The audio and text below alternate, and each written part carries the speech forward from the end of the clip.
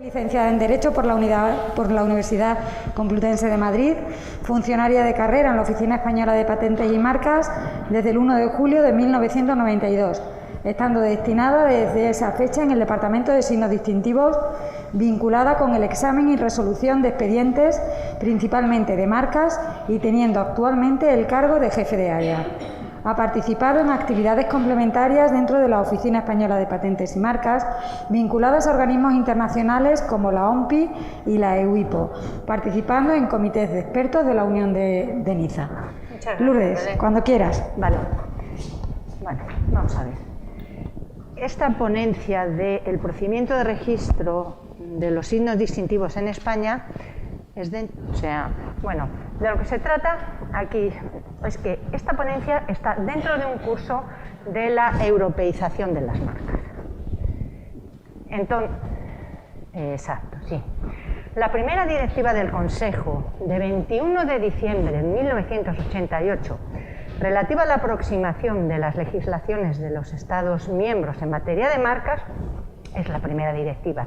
Y en relación con el procedimiento de registro, trata dos aspectos que para nosotros son importantes en relación con esta ponencia.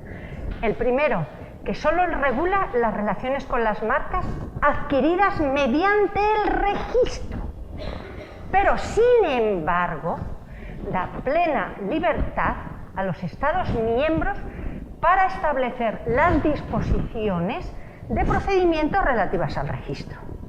Pero tienen que establecer un procedimiento de registro. ¿Qué ocurre? Que como la protección conferida por la marca registrada tiene como finalidad primordial garantizar la función de indicar el origen empresarial, es importante precisamente cuál es para esa marca registrada el procedimiento de registro. Ahí es donde está el enlace. Pero esta directiva para nosotros nos aporta una curiosidad dentro de lo que son los procedimientos desde el punto de vista de las marcas a las que se aplica. Esta directiva se aplica a marcas de producto, a marcas de servicio, a marcas colectivas y a marcas de garantía. Y en nuestra legislación anterior, en el Estatuto de la Propiedad Industrial, nosotros no teníamos las marcas de garantía. Teníamos las marcas individuales y las marcas colectivas, pero no las marcas de garantía. Y se aplica a las marcas individuales de productos o de servicios, colectivas de garantía o certificación, que hayan sido objeto de registro o de solicitud de registro en un Estado miembro o que hayan sido objeto de un registro internacional que surta efectos en algún Estado miembro. ¿Qué ocurre? Que poco después de esta directiva, nosotros aprobamos la Ley 32/1988 de 10 de noviembre de marcas. Y esa ley nuestra, estando en vigor esta ley, fue cuando yo entré en la oficina. O sea que para mí tiene un cariño esta ley que fue con la que yo me estrené resolviendo expedientes, ¿no? Entonces, ¿qué ocurre? Que nuestra Ley 32 nos dice que el derecho sobre la marca se adquiere por el registro, lo cual era acorde con esa directiva y lo que era acorde con la tendencia que existía en los países comunitarios de nuestro entorno. Además, esta Ley 32, acabamos de decir, que introduce las marcas de garantía, que antes no las habíamos regulado. A partir de entonces tiene su procedimiento de registro, que en todo aquello que no es incompatible con la marca de productos y servicios es igual. Pero además, esta ley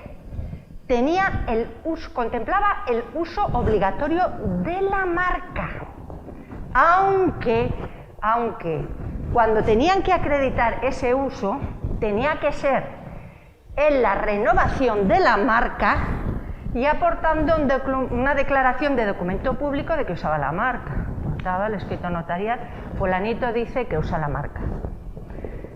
Claro, no era el método más oportuno, pero por lo menos había una inquietud y había una sensibilidad también sobre el problema de uso que ahora tenemos tan candente. Seguimos. Esa ley del 88 estuvo en vigor poco tiempo, estuvo en vigor solamente como unos 10 años. ¿Qué ocurre? que por un lado fue objeto de recurso de inconstitucionalidad de dos, del gobierno vasco, del gobierno catalán, pero el hecho cierto es que sale una sentencia del Tribunal Constitucional, la 103/1999 de 3 de junio, a la cual hay que dar cumplimiento, con lo cual esa ley tiene que desaparecer. Tiene que salir una ley de marcas que dé cumplimiento a esa sentencia del Tribunal Constitucional. Y se aprovecha esa nueva ley para incorporar disposiciones de carácter comunitario, de carácter internacional, y además aquellos cambios que se ha visto que suponían no las prácticas más acertadas por parte de la ley del 88. Como sale una nueva ley, se aprovecha y se modifica. ¿Y cuál es esa ley? Es la ley 17/2001 de 7 de diciembre de marcas. Como estábamos hablando de la europeización, que es el espíritu de este curso, resulta que esta ley 17/2001, ya nos lo ha comentado Fran, suprime el examen de parecidos.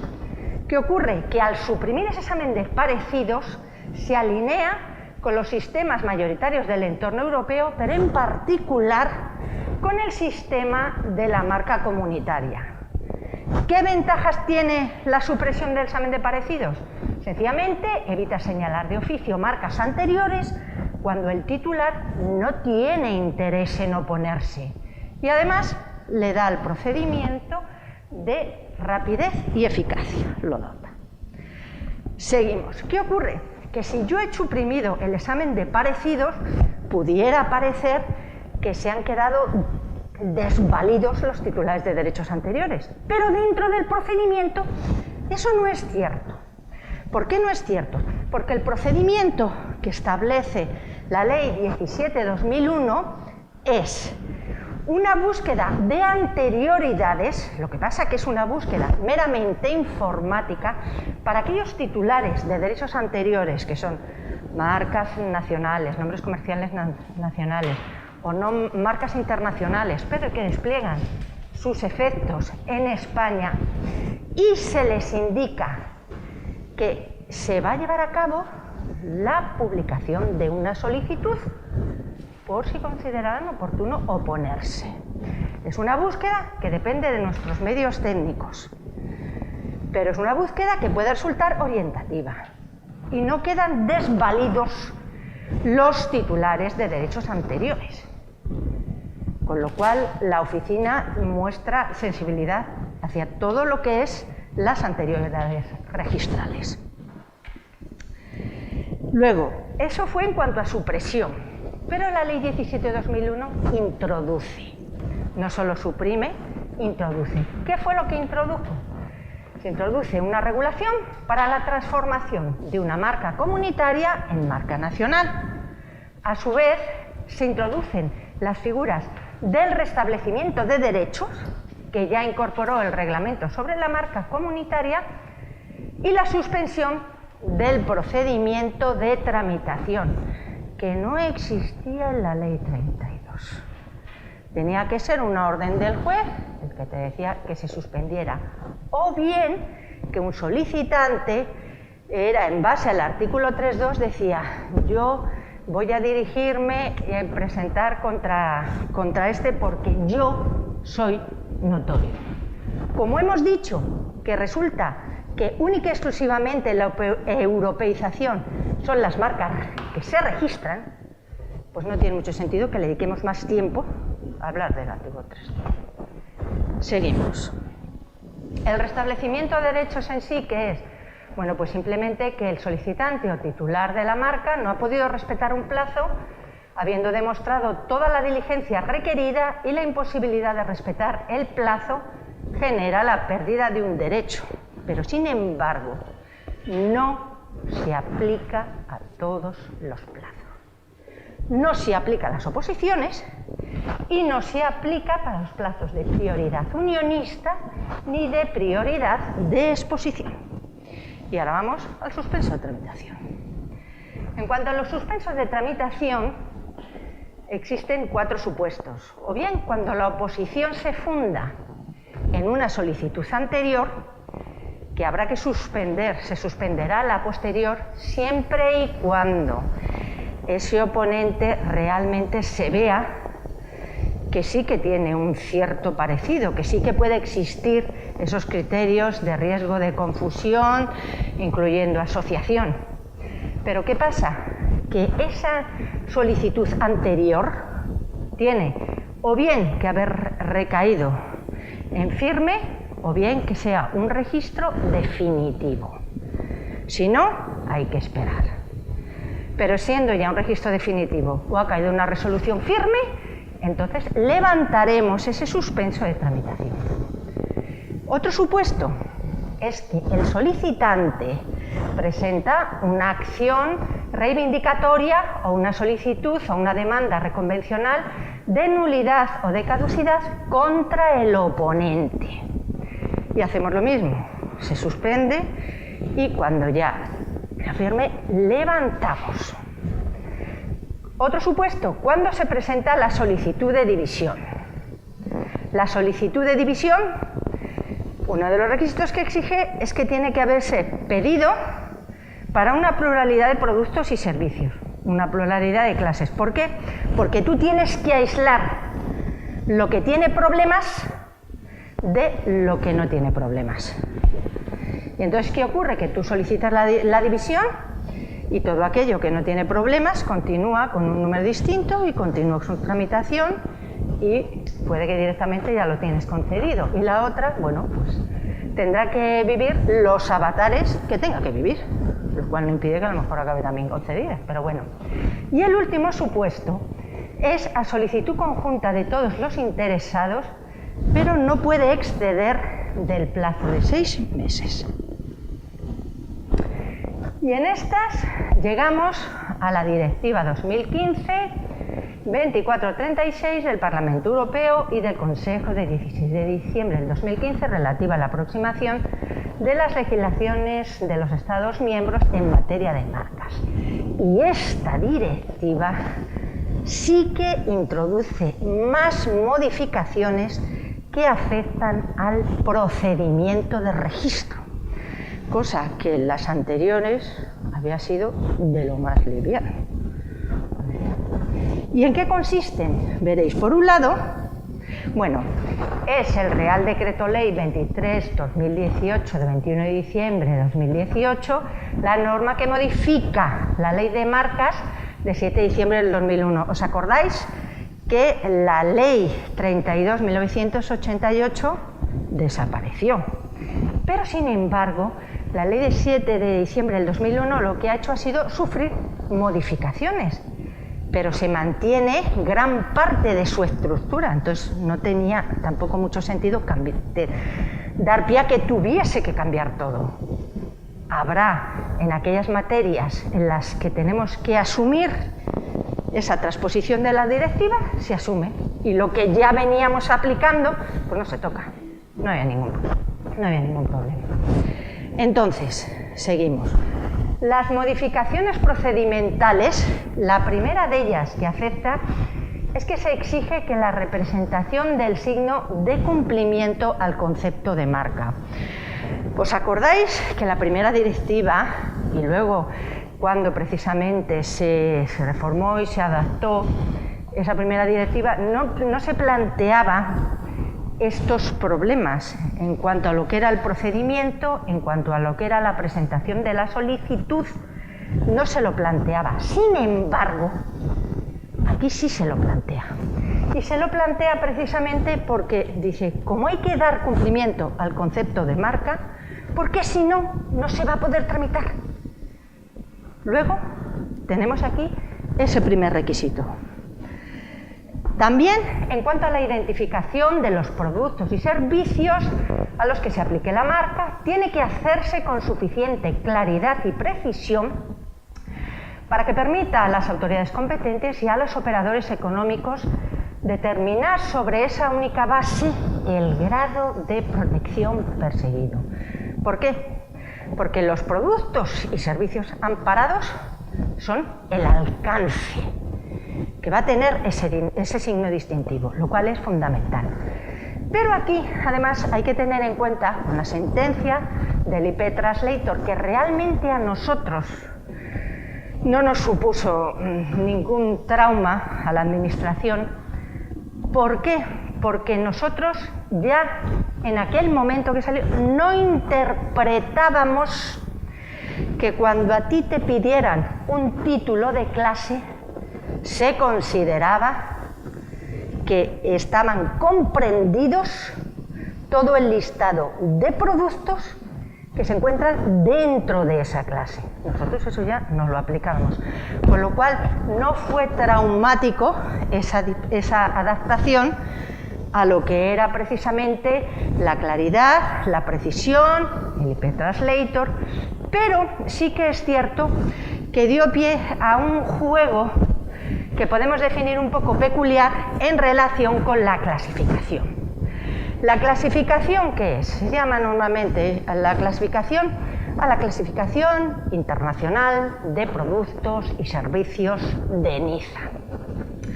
Es una norma que solo tiene alcance administrativo, pero como todos los países que son miembros del CUP, del Sistema de Madrid, más un montón de países, organizaciones internacionales como la WIPO, la emplean, es la herramienta que mayoritariamente utiliza todo el mundo para clasificar los productos o servicios, con lo cual, para una herramienta que tenemos en común, vamos a cuidarla entre todos. ¿Y qué pasa? Que esa herramienta se estructura, mejor dicho, en que están los títulos de las clases, las notas explicativas y las listas de productos o servicios, y luego ya existen unos criterios y unas observaciones para aquellos casos que tú no puedas solventar acudiendo a ese listado de productos, a esas notas explicativas y a ese título de la clase.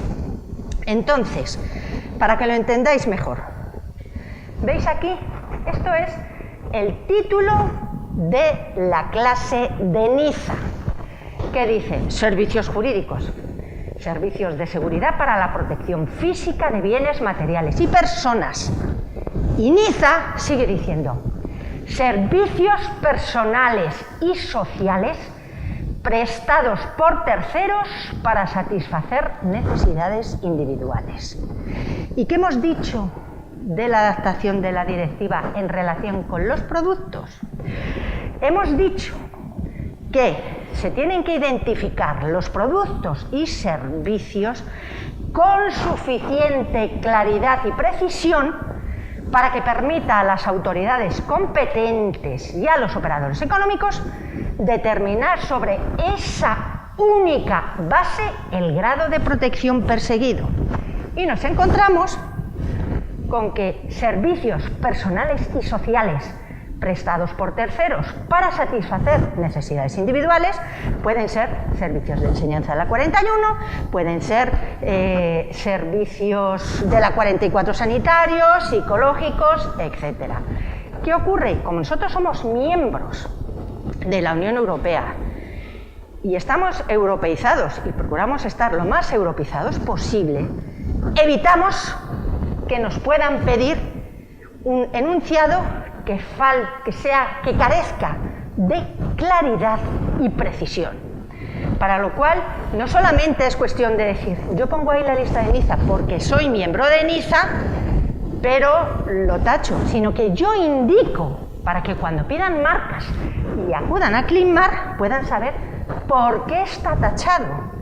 Y nos encontramos que nos dice que los servicios personales y sociales prestados por terceros para satisfacer necesidades individuales no son aceptables por impreciso.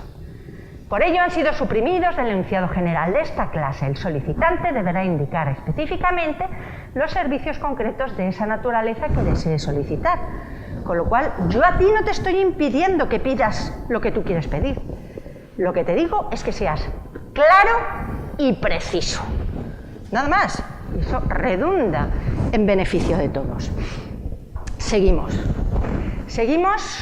con el problema de la clasificación en el sentido de la importancia que tiene el conocer cuál es el alcance concreto de esos productos o servicios marcados. ¿Y qué es lo que hace? Pues que la propia directiva, y se traspasa a nuestro reglamento literalmente, nos dice que cuando se utilicen términos generales, incluidas las indicaciones de carácter general de los títulos de las clases de la clasificación de Niza, se entenderá que estos incluyen todos los productos o servicios claramente comprendidos en el tenor literal de la indicación o el término considerado. Por eso hay esos tachones, pero no suprimimos esos enunciados, porque nosotros somos de Niza. Así es que yo cumplo Niza, pero además cumplo también las normas de la Unión Europea y las compagino. ¿Qué ocurre? ¿Veis, por ejemplo, aquí? Bueno, esto es que es un ejemplo mío que la gente que me conocéis sabéis que yo siempre voy con este, pero es muy fácil cogerme el aire, ¿eh? Veréis. ¿Veis que dice instrumentos musicales, atriles para partituras y soportes para instrumentos musicales, batutas? Por donde voy es por los atriles para partituras. ¿Por qué? Porque lo normal, los accesorios siempre van con el producto principal. Si es un atril para partituras, a mí me lo pones con los instrumentos musicales porque consideras que la partitura forma parte del ámbito musical, igual que el soporte para instrumento musical, el atril, yo pongo la partitura e interpreto. Ahora veréis. Si veis, esto de aquí es la nota explicativa de la clase 15. ¿Y qué nos dice aquí abajo? Que las partituras electrónicas descargables van a la 9 y las partituras impresas van a la clase 16. Con lo cual, las partituras musicales están por ahí, pero los atriles van con los soportes de los instrumentos musicales y con los instrumentos musicales. Bueno, esto luego las cosas cambian, pero este es que como siempre me llama la atención, la gente que me conoce sabe que yo siempre pongo el mismo ejemplo, ¿sabes? A lo mejor es que en el fondo nosotros teníamos que proponer que se ordenara más, o es que a todo el mundo hace como nosotros.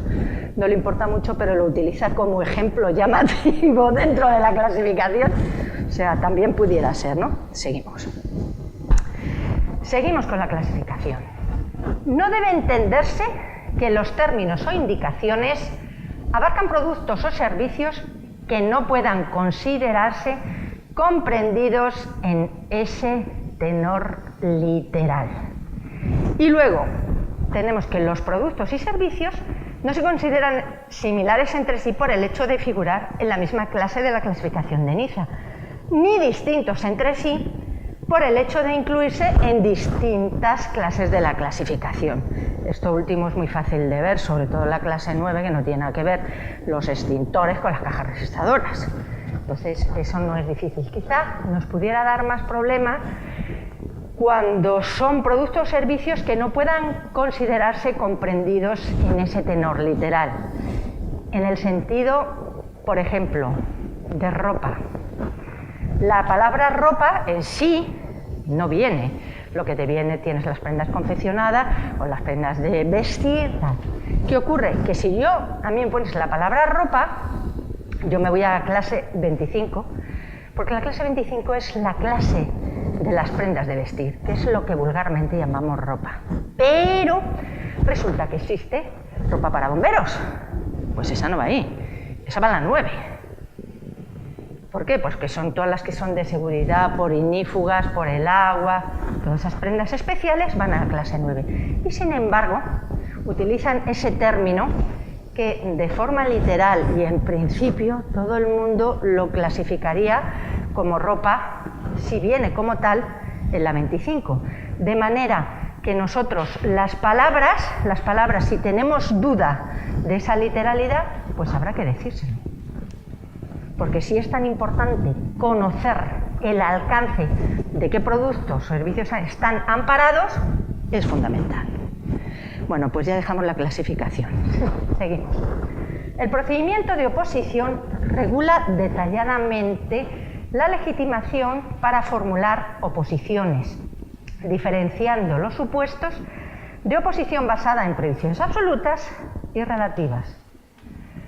Es la legitimación de los licenciatarios facultados por los titulares de las marcas y nombres comerciales para presentar oposición. Es algo que antes no existía y sin embargo está previsto ya como tal.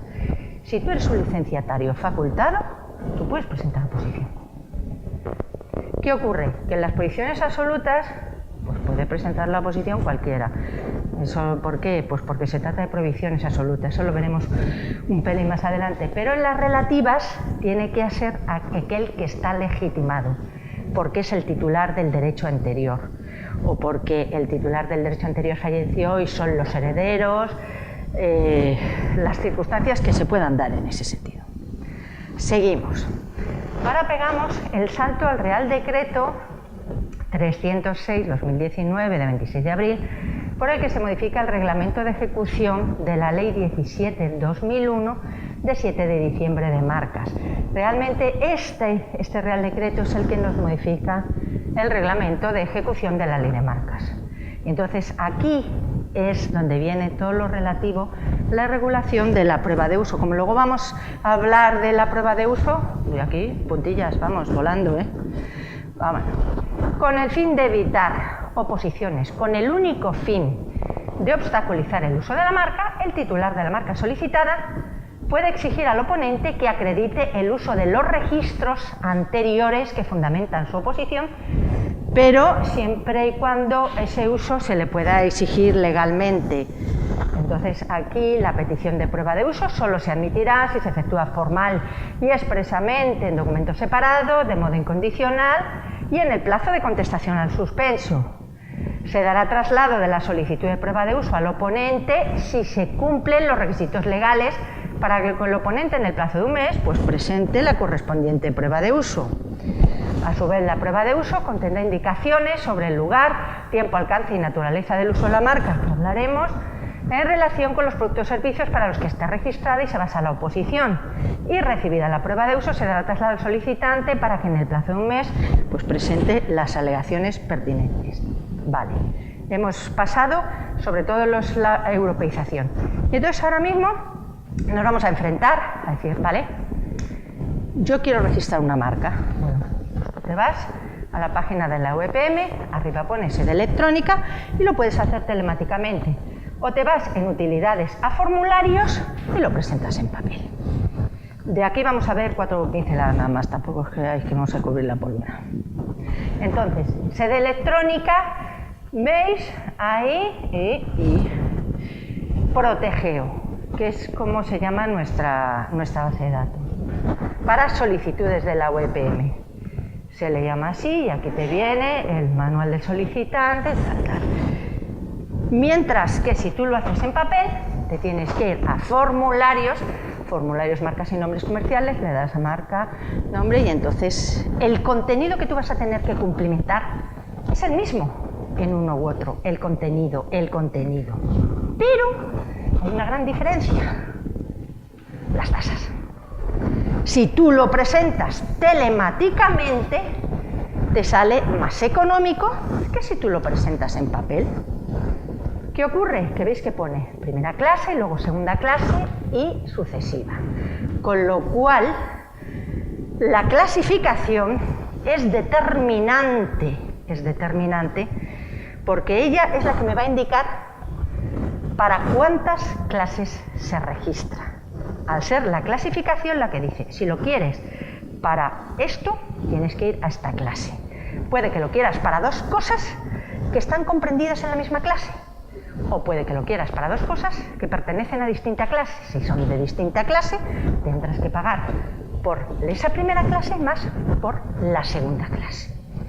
Hemos visto que no es el hecho de estar en la misma clase o en distinta clase, no te permite afirmar que es del mismo mundillo. No tiene por qué. Hay sus diferencias. Seguimos. Ahora llevamos procedimiento de registro. Está el examen de admisibilidad y forma, el examen de licitud, la búsqueda de anterioridades, publicación de la solicitud, oposiciones y observaciones de tercero, Examen de fondo, resolución del expediente y la publicación de la resolución. En el examen de admisibilidad lo que se hace es comprobar que la solicitud cumple con los requisitos para que se le otorgue fecha de presentación. Aquí tenemos que tener presente, si tú ya lo haces telemáticamente, el programa ya te exige el pago de la tasa, con lo cual ya no solamente es esa admisibilidad, hay un plus, porque tú ya has pagado la tasa. Y en el examen de forma es comprobar que el pago de tasa es correcto, que sería, por ejemplo, si tú no lo has presentado telemáticamente, lo has hecho en papel, habría que comprobarlo. Los requisitos formales por reivindicación de prioridad unionista y prioridad de exposición, la representación del solicitante y la clasificación de NISA. Todo eso lo hacen en forma. ¿Qué ocurre? Que una vez que ha pasado el examen de forma, nos pasamos al examen de licitud. El examen de licitud es antes de que se publique la solicitud y consiste en examinar que ese signo distintivo no sea contrario al orden público o a las buenas costumbres conforme establece la prohibición absoluta de la ley de marcas del 5.1f. Puede que sea contrario no para todos los productos o servicios solicitados, solo para alguno. Entonces, tendrá más fácil de subsanar o que suprima aquello para lo que sí puede estar incurso en esa prohibición. Luego pasamos a la publicación de la solicitud, que hemos visto que era simultánea a la búsqueda de anterioridades. ¿Por qué simultánea?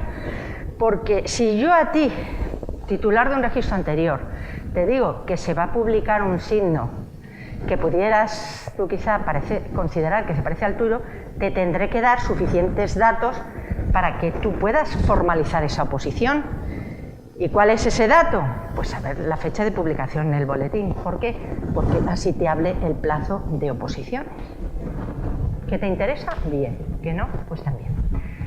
Entonces, para poder indicar en qué BOPIS se publicará la solicitud, da lugar a una protección provisional consistente en el derecho a exigir una indemnización razonable y adecuada.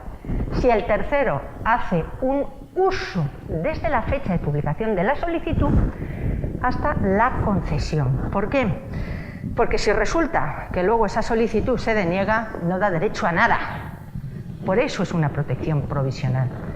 Pero si realmente se convierte en un registro, para ese periodo de tiempo sí que podrás reclamarla. Seguimos.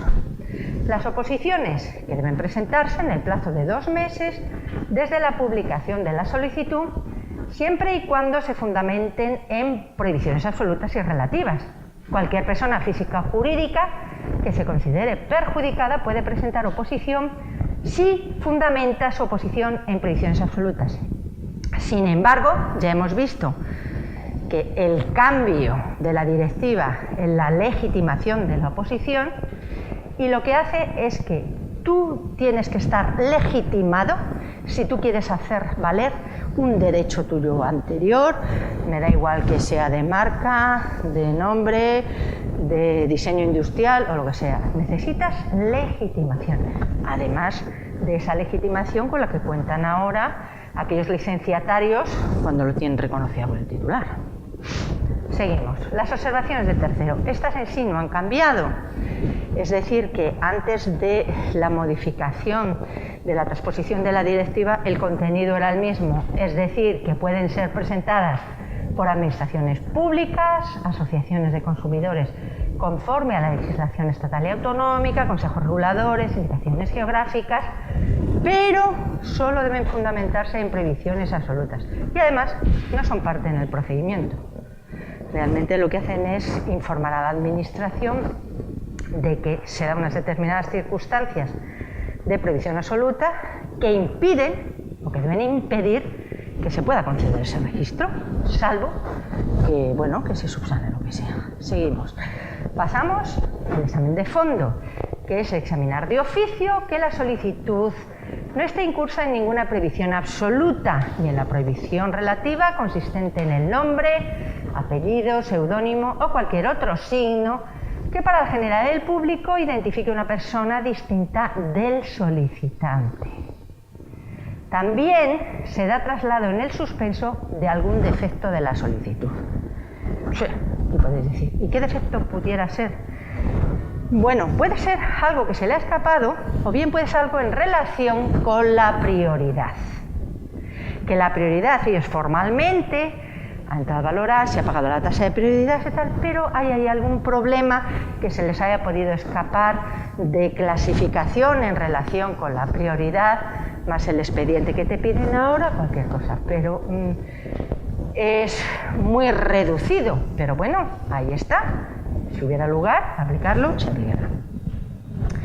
Luego, el suspenso de fondo, ya sea por oposiciones, observaciones de terceros, o porque la solicitud esté incursa en prohibiciones absolutas señaladas de oficio, se publica en el BOPI y abre plazo de 1 mes para contestar.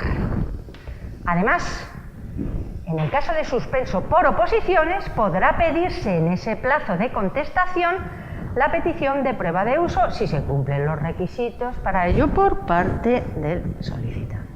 A ver, la petición de prueba de uso tiene que ser una petición formal, expresa en documento separado y de modo incondicional en el plazo de contestación al suspenso, como hemos visto.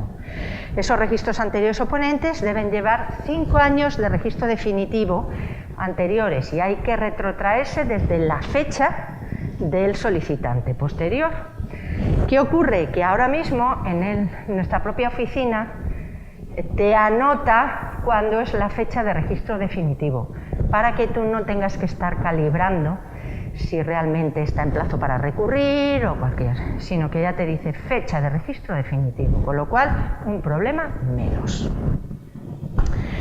La publicación en el BOPI de la petición de prueba de uso abre plazo de 1 mes para proceder a la aportación de la prueba de uso y recibida la aportación de la prueba de uso se le trasladará al solicitante para que en el plazo de 1 mes presente alegaciones. ¿Qué ocurre? Que el solicitante del expediente puede haber sencillamente pedido la petición de prueba de uso sin haber contestado o haber contestado.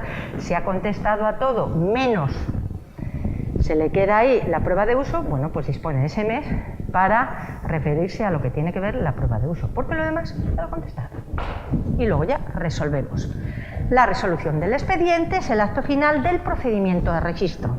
Haya contestado o no el solicitante, habiendo transcurrido el plazo previsto de 1 mes, se resuelve, pudiendo ser el sentido de la misma concesión total, parcial o denegación, especificando sucintamente los motivos en los que se funda la resolución.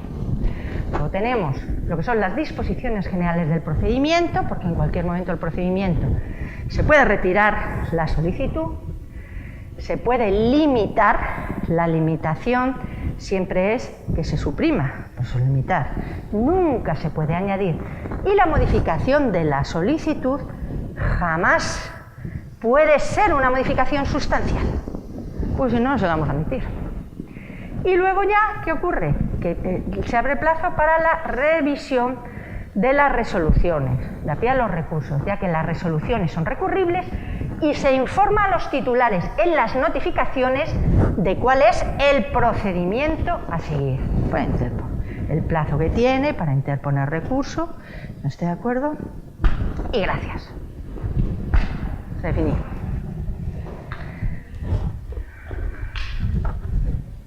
Sí, ¿queréis alguna pregunta o algo? ¿Hay tiempo? Sí, pues si queréis alguna pregunta. Sí.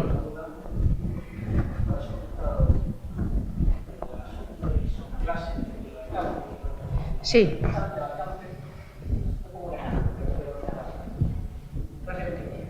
Vale. Carne, pescado, sí. Sí.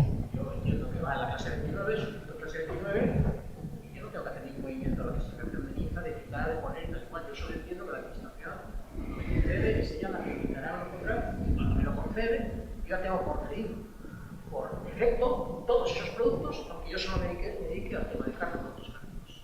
¿Es correcto? Vamos a ver, ahí lo que pasa es que si tú a mí me lo pides para carne y pescado, extractos de carne, me pones el enunciado de la 29. No quito nada porque yo no me atrevo a quitar nada de la clase 29. Bueno, si tú no quieres quitar nada de la clase 29, significa que el ámbito de protección que tú quieres para tu distintivo es el que me has enunciado, que coincide con el título de la clase 29. Pero si alguien, habiendo transcurrido los 5 años, te pide la prueba de uso, si tú no lo utilizas para leche, queso, lácteos, compotas y demás, pues entonces resulta que ahí, en ese expediente, como prueba de uso, se te va a desestimar. Porque tú realmente no la estás usando para esos productos. Entonces, ¿cómo habría que hacer? Si yo pido una marca en clase 29, ¿tengo que especificar solamente para carne? ¿Tú especificas Si mi idea para es- lo que la quieres? No, perdona, tú especificas para lo que la quieres. Entonces, la clasificación es una norma de alcance administrativo. Entonces, al ser una norma de alcance administrativo, lo que pretende es facilitar la comunicación, aunque haya veces que nos cree problemas. Por ejemplo, los bastones. Bueno, pues es que hay bastones que van a la clase 18, pero hay otros bastones que van a la clase 28 y entonces dicen, ¿no podían ustedes poner los bastones? Bueno, pues mire, ahora mismo están como están. Entonces tú tienes que decidir el alcance de protección para qué producto o para qué servicios lo quieres. Si tú, para lo que tú lo quieres, para lo que tú lo usas, está todo comprendido en la 29, pues me enumerarás que puede que coincida o que no coincida con el título de la clase 29. No tiene por qué coincidir. Tú puedes hacer una enumeración de productos cárnicos, pero que no coinciden con la literalidad de la clase 29. Y me puedes pedir a lo mejor en la 31 animales vivos. Que los tengas también, porque eres ganadero, que no lo sé. Hablo por no callar. Entonces es la herramienta que es, yo quiero esto.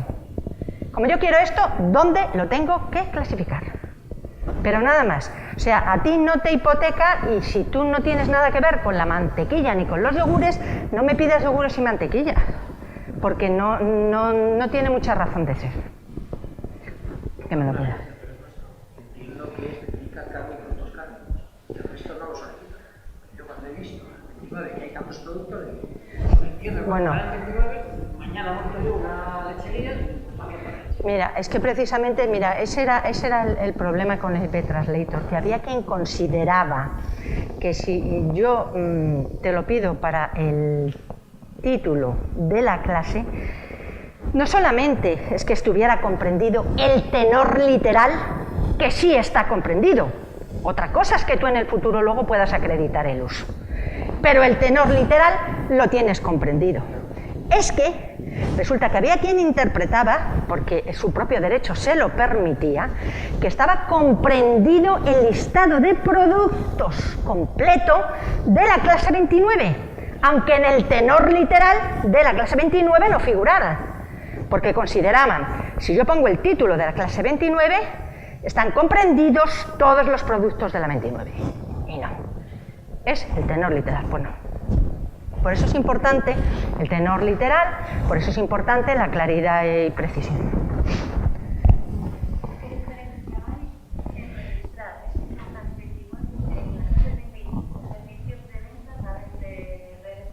Pero es que es distinto. Ya, pero es que es distinto. Vamos a ver, una cosa son los productos y otra cosa son los servicios. Vamos a ver, si yo soy ganadero, y yo hago embutidos, bueno, pues yo registraré para embutidos, registraré pues para animales vivos, pero eso lleva implícito que luego el resultado lo voy a vender. Me da igual que sean las crías para alimentación o que sea el lomo ya embuchado, me da igual. Lleva implícito el servicio de venta. Otra cosa es que yo, por ejemplo, yo tengo un supermercado y a mí me vienen los productos y yo vendo productos alimenticios de tal, vendo colonias, vendo gafas o vendo móviles. Entonces, el servicio de venta que lo prestaré al mayor, al menor, por redes telemáticas, por teléfono, venta por correo, pero una cosa es la individualidad del servicio Y otra cosa es que el producto, si yo fabrico champú, no es para que yo gaste todo el champú que fabrico. Fabrico champú para vender.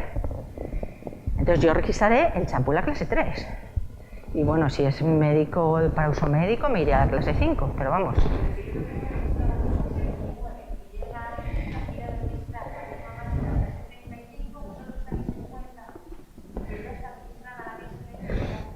Vamos a ver, a ti, si tú tienes un registro, luego, si hay un tercero que a ti te está perjudicando, tendrás que ver en cada caso concreto. Tendrás que ver en cada caso concreto hasta qué punto te está perjudicando. Era como lo que decía la chiquita esta de San Miguel, que hasta había gente con nombres de dominio y tal y cual. Pero es que hay nombres de dominio que pueden hacer mucho daño, pero otros que no. Tienen nombre de dominio, pero no vas a ninguna parte. Es que depende de cada caso concreto. Pero en cualquier caso, clasificar es importante. Y la directiva, esta, la última, es la que ha dado mayor importancia a la clasificación. Y encima resulta que había una sentencia que era el P-Translator. Y como dicen los compañeros, en los grupos, en los working group, en los CPs de estos grupos de trabajo, es el CP1 y el CP2, tienen que ver con la clasificación.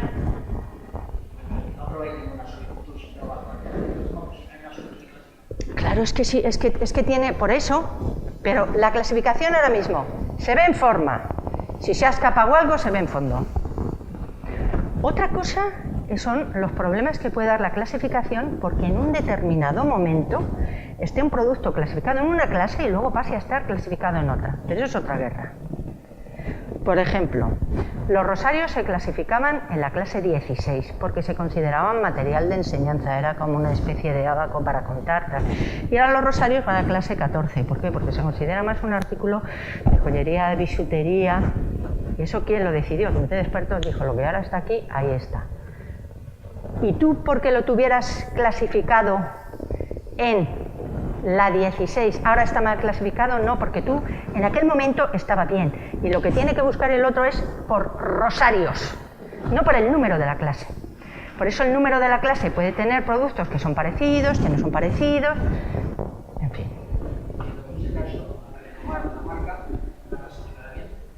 Es que tú la tenías bien y tú renuevas, tú no es una marca nueva, tú estás renovando una marca. Y si tu marca estaba bien, estaba bien. Pero bueno, eso será que pides una marca nueva, no esa. Esa estaba bien y sigue ahí. Y tu marca es para rosarios, pues ya está, tu marca es para rosarios.